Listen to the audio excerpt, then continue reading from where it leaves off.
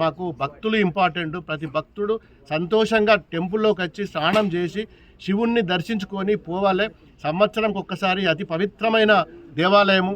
మరి ఎవరికి ఇబ్బంది కలగద్దు, మహిళలకు కానీ పిల్లలకు కానీ ఎవరికి ఇబ్బంది కలగద్దు అని చెప్పి ఈ కఠినమైన నిర్ణయాలు తీసుకోవడం జరుగుతుంది. దీనికి దయచేసి ప్రతి ఒక్కరు కూడా సహకరించి ఈ ఆలయ అభివృద్ధిలో మరి దీంట్లో రేపు జరగబోయే మరి ఏదైతే జాతరలో మాఘమాస మరి అతి పవిత్రమైన దినం నాడు జరగబోయే ఈ ఉత్సవంలో కూడా ప్రతి ఒక్కరు బాధ్యతగా తీసుకొని మా ప్రజాప్రతినిధులు కూడా ఇక్కడ అందరూ కూడా ఉండి 2 రోజులు మరి కొత్తగా సర్పంచులు అయినరు, వారికి కూడా భగవంతుని ఆశీర్వాదం ఖచ్చితంగా ఉంటుంది. 5 సంవత్సరాలు వాళ్ళు ప్రజాసేవలో ఉంటామని చెప్పి వాళ్ళు ఎంతో మరి ప్రేమ కొద్దీ మా గ్రామాలను అభివృద్ధి చేసుకోవాలని వచ్చిండ్రు.